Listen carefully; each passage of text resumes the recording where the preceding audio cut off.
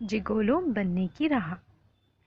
कहानी शुरू करने से पहले ये 4 काम कर दो। पहला, चैनल को सब्सक्राइब कर दो और वहीं बाजू में घंटी है उसे दबा दो।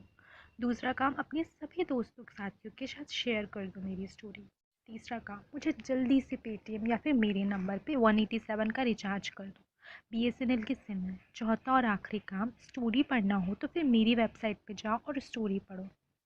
दोस्तों, मैं आपका राज कोटा राजस्थान से आज आप लोगों को एक नई और सच्ची कहानी बताने जा रहा हूँ कि कैसे एक ब्यूटी पार्लर की मालकिन ने मुझे जिगोला बना दिया। यह मेरी पहली कहानी है, तो इसमें अगर कोई गलती हो तो मुझे माफ़ कर देना। मैं आपको अपने बारे में बताता हूँ। मेरी हाइट 5.5 फीट है। हेल्थ भी ठीक है। ये बात पिछले साल की है।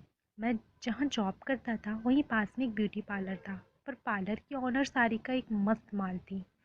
मैं उसे हमेशा देखा करता था, पर कभी कुछ बात नहीं हो पाई हमारी। एक दिन मेरी शॉप पर कोई नहीं था। मैं किसी कस्टमर का इंतज़ार कर रहा था। वो नहीं आया, जिस वजह से मैं लेट हो गया। फिर 9:40 पर मैं दुकान बंद करने लगा तो देखा कि सारिका भी अपना पार्लर बंद कर रही थी। मैंने उसकी ओर देखा तो हमारी निगाहें मिली और हम न जाने क्यों मुस्कुराए। फिर अपनी अपनी गाड़ियों की ओर बढ़ गए। मैंने बाइक स्टार्ट की, तभी पीछे से एक आवाज़ आई, ओह नो। मैंने पीछे देखा तो वो सारिका की थी। मैं उनके पास गया तो पूछा क्या हुआ। तो सारिका ने कहा गाड़ी पंचर हो गई और मैं लेट भी बहुत हो गई हूँ। तो मैंने कहा चलिए मैं आपको ड्रॉप कर देता हूँ। सारिका ने हाँ कहा और गाड़ी को पार्लर पर खड़ी करके मेरे साथ बाइक पर बैठ गई। सारिका का घर शॉप से 20 मिनट की दूरी पर था, तो हम बातें करते हुए जा रहे थे। पहली बार ऐसा हो रहा था जब हमने इतनी बात की। उसने मेरे बारे में और उसके बारे में बताया। उसने बताया कि उसके घर पर वो और उसकी सास ही रहती है। सारिका के पति दिल्ली में जॉब करते हैं, वो यहाँ पार्लर चलाती है। उसकी शादी को 4 साल हो गए हैं और कोई बेबी भी नहीं है।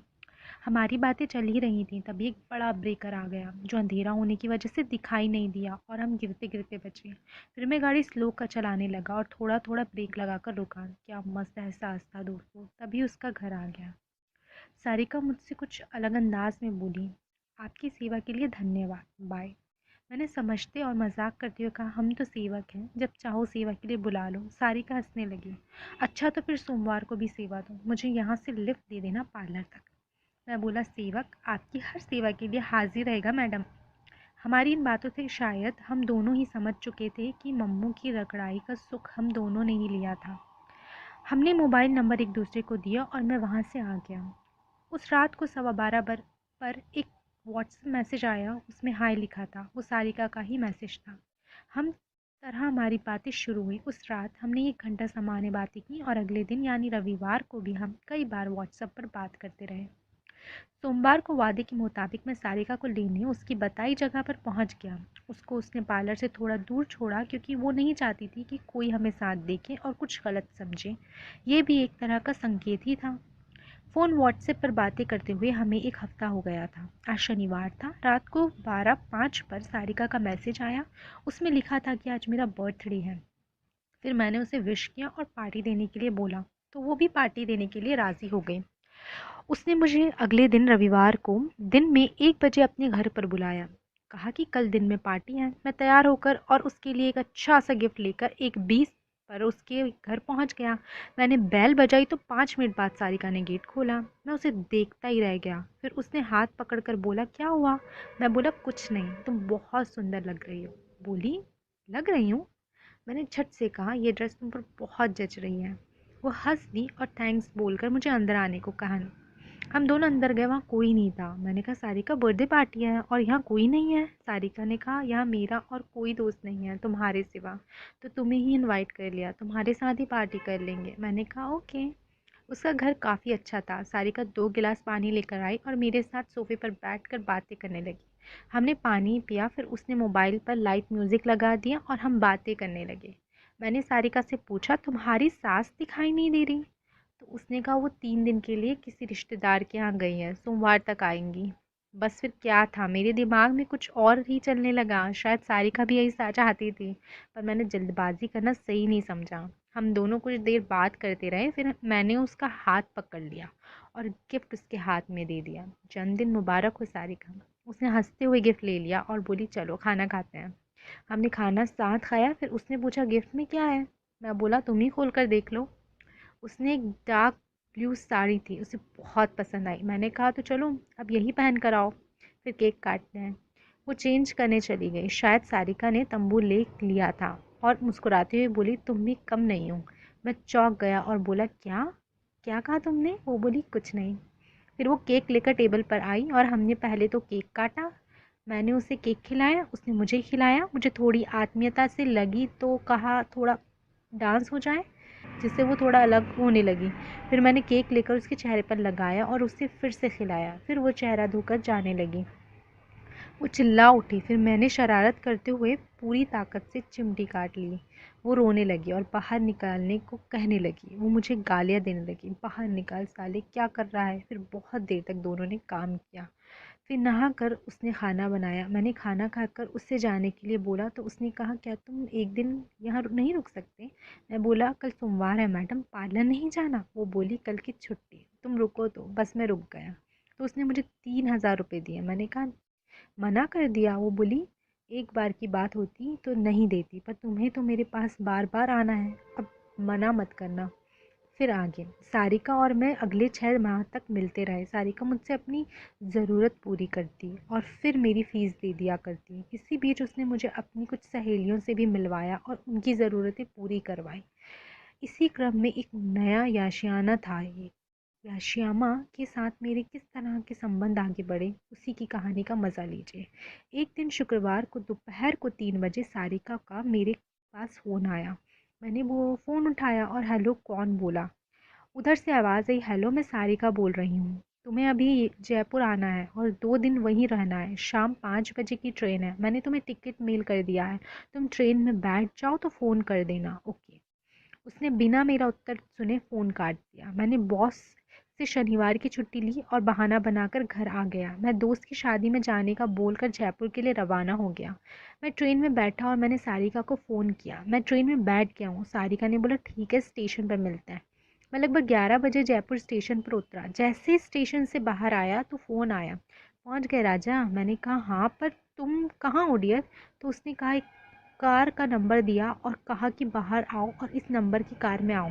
वो लाल रंग की स्विफ्ट कार थी। मैं जैसे ही कार के पास पहुंचा सारिका ने गेट खोल दिया। मैं अंदर बैठ गया।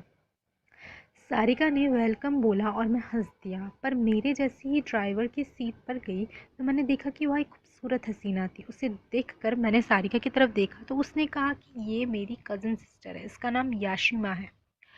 मैं बोला याशिमा, वाओ नाइस नेम, हाय याशिमा। वो बोली हेलो। बस कार चल दी। कोई 20 से 30 मिनट की ड्राइव के बाद हम एक मल्टी स्टोरी में आ गए। उस बिल्डिंग की चौथी मंजिल पर याशिमा का फ्लैट था। हम सभी वहां पहुंचे तो याशिमा ने मुझे सोफे पर बैठाया और पानी लेने अंदर चली गई। सारिका फ़ोन पर खाना ऑर्डर कर रही थी। याशिमा ने पानी देने के बाद कहा मैं नहा कर आती हूँ। वो चली गई। बस इसी बीच सारिका ने मुझे याशिमा के बारे में बताया कि उसने लव मैरिज की थी, पर उसकी शादी को 4 साल बाद ही दोनों में तलाक हो गया। इसके बाद वो अकेले रहने लगी, पर वो पढ़ी लिखी है तो अभी एक मल्टीनेशनल कंपनी में जॉब करती है। उस तरह से सेल्फ डिपेंडेंट है। मैंने कहा ये दूसरी शादी क्यों नहीं कर लेती? तो सारिका ने कहा याशिमा को शादी के तो बहुत से ऑफ़र हैं, पर वो अभी शादी नहीं करना चाहती है। आज इसे अकेले रहते 5 साल हो गए हैं। ये मेरी बेस्ट फ्रेंड भी है, इसलिए हम दोनों आपस में कुछ नहीं छिपाते। इसी के चलते मैंने तुम्हें तुम्हारे बारे में बताया तो उसके भी मन में फीलिंग्स उठने लगी। इससे अपने मन में ही बात कही तो तुम्हें फ़ोन करके इसके लिए बुला लिया। बस तुम इसे खुश कर दो। मैंने कहा मैं कोशिश करूँगा। इतने में याशिमा वॉशरूम से बाहर आई तो मैं उसे देखता रह गया। मैं उसे आंखें गड़ाए देख रहा था।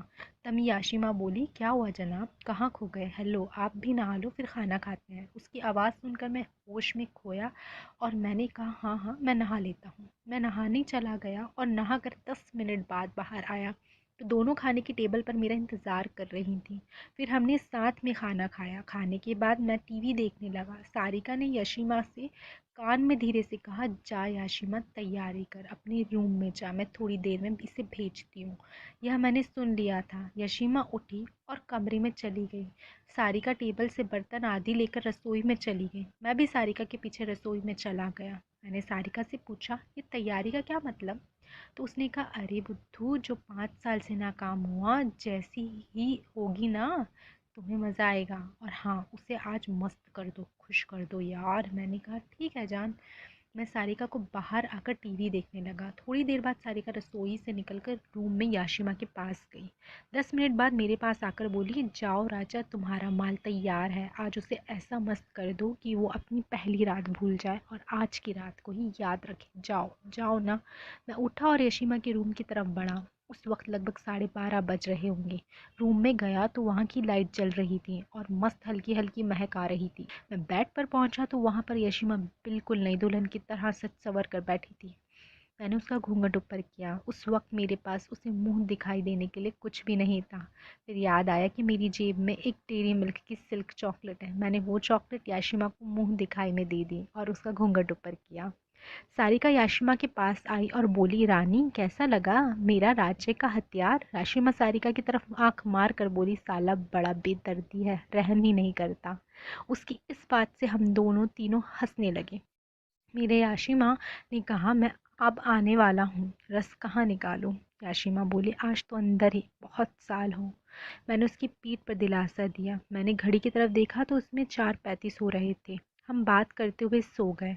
फिर दूसरे दिन किसी बात में हंस दिया। सारिका भी हंस दी और बोली, चलो फ्रेश हो जाओ, मैं तब तक कुछ खाने को ले लाती हूँ। मैंने कहा, याशिमा कहाँ है। सारिका ने कहा, वो अपने किसी काम में ऑफिस गई है, आने वाली होगी, तुम नहा लो फिर बाहर चलते हैं। मैं रूम से बाहर आया, फिर चाय पी कर नहाने जाने लगा। फिर उसके बाद मैं तैयार होकर बैठ गया। लगभग 7 बजे याशिमा ऑफिस से आई और हम तीनों बाहर गए। एक होटल में खाना खाया और आइसक्रीम लेकर हम घर आ गए। सारिका ने बोला, अबे कमीने, तेरे पास दो बैठी हैं और तू भोलू की तरह बैठा है। तुझे यहाँ इसलिए नहीं बुलाया, चल हो जा शुरू। बस फिर क्या था। और उसी सुबह को मेरे शहर आना था तो मैं अब आने के लिए तैयार हुआ। याशिमा ने खाना बनाया, हम सभी ने खाना खाया साथ में। खाने के बाद सारिका उठकर मेरे करीब आई तो ये बोली, जान जा रहे हो, मत जाओ, यहीं रहना मेरे पास। मैंने कहा, डियर अब जाने दो, तभी तो दोबारा आ सकूँगा। फिर मैं रेलवे स्टेशन के लिए निकल पड़ा। याशिमा मुझे अपनी कार से स्टेशन तक छोड़ने आई। वो बोली, राज, तुम्हारे साथ अच्छा लगा। मैं उम्मीद करती हूँ कि हम दोनों बहुत जल्द मिलेंगे। उसने मुझे मेरी फ़ीस का एक लिफ़ाफ़ा दिया और मैं अपने घर आ गया। कुछ दिन बाद उसने मुझे फिर से बुलाया। वो सब अगली कहानी में लिखता हूँ। तो फिर दोस्तों, जाते जाते आपको सिर्फ कुछ काम करने हैं। पहला काम, मुझे कमेंट कर ज़रूर बताइए कि आपको मेरी स्टोरी कैसी लगी। दूसरा काम, अभी तक अगर चैनल सब्सक्राइब नहीं किया है तो कर लो और वहीं बाजू में एक घंटी है, उसे दबा दो। तीसरा काम, मुझे पैसों की कमी है, मुझे पेटीएम करें। अगर वो नहीं कर सकते तो आप मेरे नंबर पे जाकर 187 रिचार्ज करवा दो, बीएसएनएल की सिम है। चौथा काम, आप अगर मेरी स्टोरीज़ पढ़ना चाहते हैं तो डिस्क्रिप्शन में लिंक है, srkstorylover.co पर जाइए और स्टोरीज़ का आनंद उठाइए। आखिर से घर में इतनी मेहनत करती हूँ, इतनी अच्छी कहानियाँ बनाती हूँ, मुझे पता है आप सभी को बहुत मज़ा आता है। तो इतना सिंपल काम आप मेरे लिए कर सकते हैं। धन्यवाद। चलो मैं अब चलती हूँ, मिलूँगी आपसे अपनी नेक्स्ट स्टोरी में। तब तक के लिए बाय।